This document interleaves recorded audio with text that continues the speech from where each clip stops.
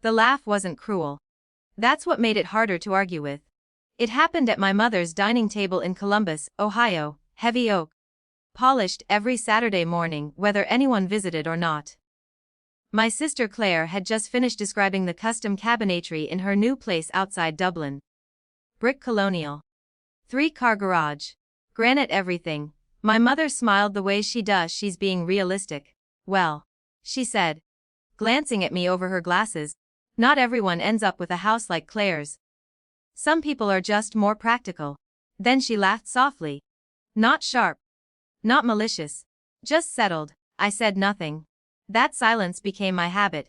Growing up, Claire always been the visible success. Straight A's. Student council. Married by 27. Her husband worked in finance. They spoke in mortgage terms before most of us understood what escrow meant. I was the quieter one. Marketing degree from Ohio State. Entry-level job at a mid-sized firm. Rented a 1-bedroom apartment with thin walls and a parking lot view. No dramatic failure, dramatic wins. Just steady. My mother never insulted me directly. She compared. Claire bought early. Claire invested wisely. Claire chose stability.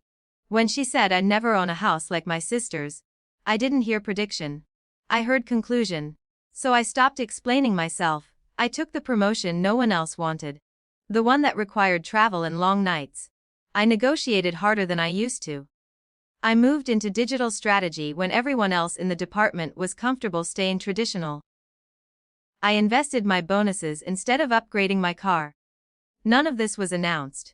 I stopped bringing up work at family dinners. I let them assume my life had plateaued. Power doesn't always shift loudly. Sometimes it just accumulates. 3 years after that lunch, I sat alone at a title company office in New Albany, beige walls. Fluorescent lights. A woman named Denise slid paper after paper toward me.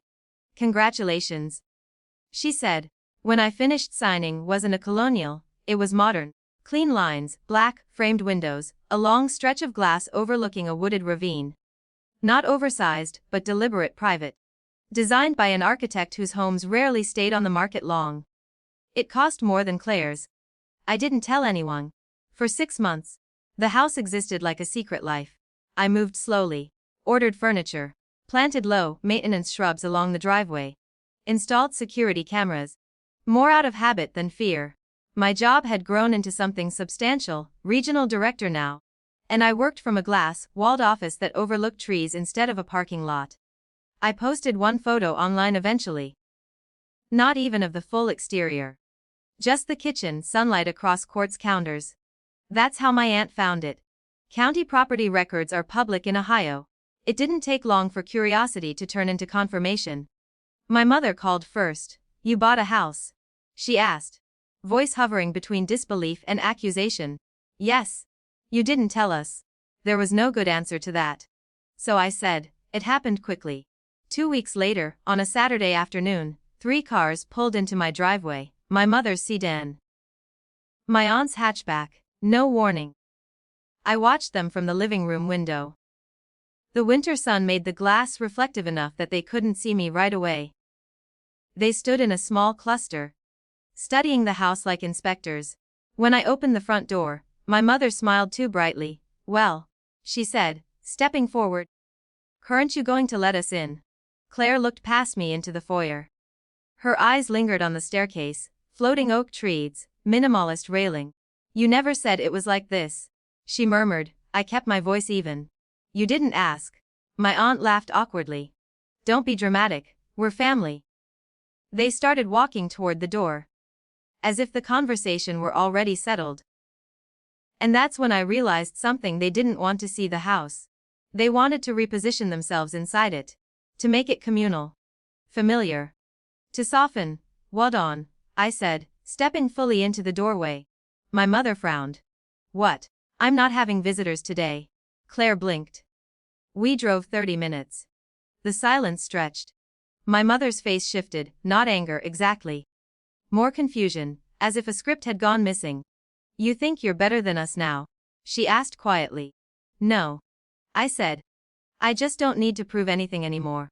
That's when Claire stepped paline of the welcome mat, not aggressively. Just assuming. And the timing could not have been more precise. A marked SUV rolled slowly down the street. Part of the neighborhood patrol contract, the HA maintained. It wasn't dramatic, but it was visible.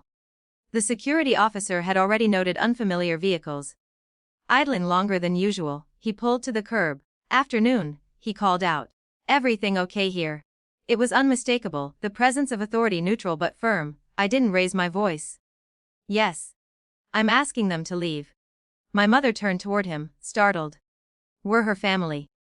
He nodded politely. "This is private property." The words landed heavier than anything I could have said. Private property. Ownership recognized. Claire stepped back first. My aunt murmured something about misunderstanding. My mother looked at me differently then. Not proud, not angry. Just recalibrating. No one argued further. They left in near silence, engines starting one by one. No slammed doors. No shouting, just departure. The house felt larger, not victorious. Not triumphant. Just clear. I stood in the foyer for a long time after the patrol vehicle drove away. The cost of proving yourself isn't always money. Sometimes it's proximity. Familiarity. The ease of being underestimated. My mother hasn't laughed like that again. Claire sends the occasional polite text. We still see each other at holidays. The comparisons have stopped, replaced by careful neutrality. I never invited them over, not out of revenge, but because I finally understood something that afternoon. I didn't buy the house to compete. I bought it so I could close the door when I needed to.